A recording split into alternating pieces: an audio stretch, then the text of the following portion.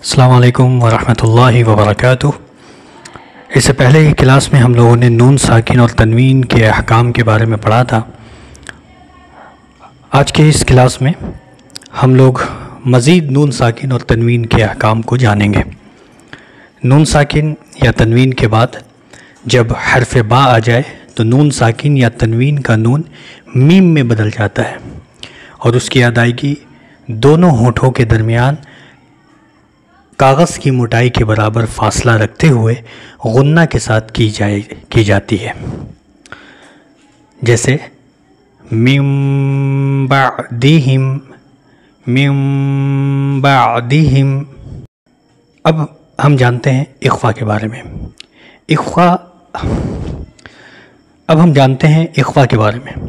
اخفا کہتے ہیں چھپانے کو۔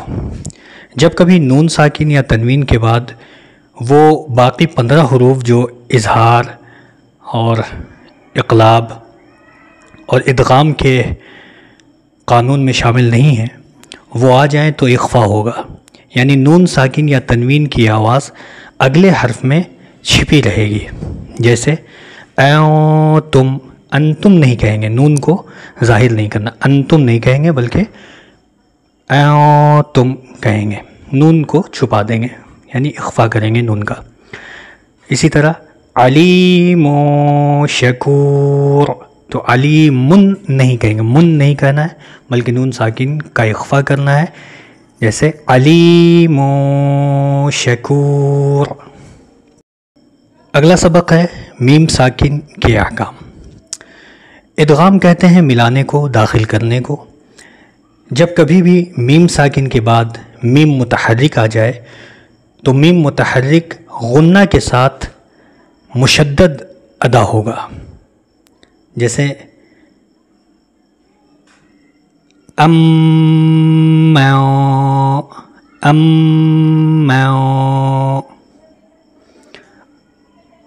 آواز دو حرکت کے برابر ناک میں کھینچی جائے گی، جیسے من۔ تو میم کو میم میں ملانا ہے، جیسے اب چونکہ نون ساکن ہے تو اس پہ اخفا کرنا ہے، اسی طرح میم ساکن کے احکام بھی اس میں شامل ہیں۔ جب کبھی میم ساکن کے بعد با آ جائے تو میم میں اخفا غنہ کے ساتھ ہوگا۔ میم کو اس طرح ادا کریں گے کہ ہونٹوں کے درمیان کاغذ کی موٹائی کے برابر فاصلہ ہو، جیسے من بعدی۔ من بعدی نہیں کہیں گے، میم کو میم میں ملا کر پڑھیں گے۔ اسی طرح جب کبھی میم ساکن کے بعد میم یا با کے علاوہ کوئی اور حرف آ جائے تو اظہار میم ساکن ہوگا، یعنی میم ساکن کا ہم اظہار کریں گے، جیسے ام تعبدون فہم غافلون۔ تو میم کو ظاہر کر کے پڑھنا ہے، فہم غافلون نہیں پڑھنا ہے بلکہ میم کو ظاہر کریں گے، فہم غافلون۔ اگلا سبق ہے التقاء ساکنین، یعنی دو ساکن کو ملانا، جس کو نون قطنی بھی بولتے ہیں۔ اگر کسی کلمے کے آخر میں تنوین ہو اور دوسرے کلمے کی ابتدا میں حمزہ وصل ہو تو وصل کی صورت میں تنوین کے سبب پیدا ہونے والے نون کو زیر کے ساتھ پڑھیں گے، جیسے آدن الاولا۔ اب یہاں دیکھیں آدن الاولا ہے، آدن الاولا، تو ملا کر اس کو پڑھیں گے تو اس میں نون قطنی کا اضافہ کر دیتے ہیں، آدن الاولا۔ اب قرآن میں نون قطنی لکھا پہلے سے ہی لکھا ہوا ہے، اس کو پڑھنے میں زیادہ دقت نہیں پیش آئے گی۔